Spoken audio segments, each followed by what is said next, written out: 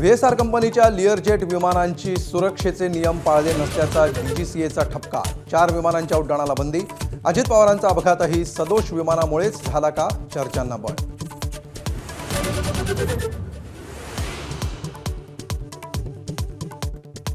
व्हीएसआर company विरोधातील कारवाईनंतर रोहित पवार आक्रमक। मरीन ड्राइव्ह पोलीस स्टेशनमध्ये धाव। डीजीसीए आणि व्हीएसआर कंपनी विरोधात गुन्हा दाखल करण्याची मागणी। पोलिसांसोबत खडाजंगी।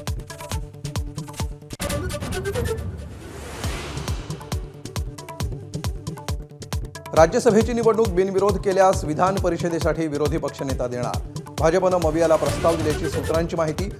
काँग्रेसच्या माध्यमातून ठाकरेंच्या कोंडीचा प्रयत्न असल्याची चर्चा।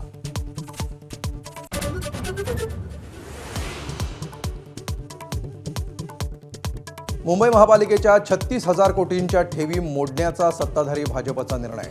विकास कामांसाठी होणारा ठेवींचा वापर, किती ठेवी मोडल्या याची श्वेतपत्रिका काढा, ठाकरेंच्या शिवसेनेची मागणी।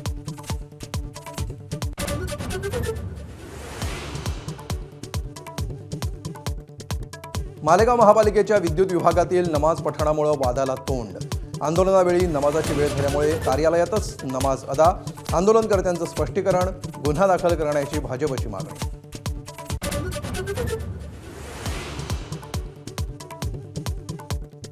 भिगवण कथित अपहरण प्रकरणाला नवं वळण। आता आईकडे जाण्याची मुलीची इच्छा, कोर्टामध्ये जबाब बदलला। इंदापूर कोर्टात व्हिडिओ कॉन्फरन्सिंगद्वारे मुलीची हजेरी।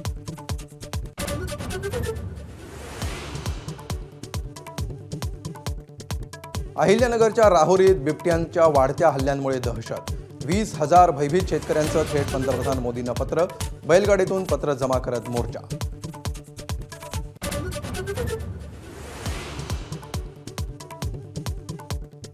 9 वर्षांनंतर पंतप्रधान मोदी इस्रायल दौऱ्यावर। इराणवर युद्धाचे ढग घोंगावत असतानाच पंतप्रधान मध्य पूर्व आशियामध्ये। दोन्ही देशांदरम्यान संरक्षण करारांवर चर्चेची शक्यता।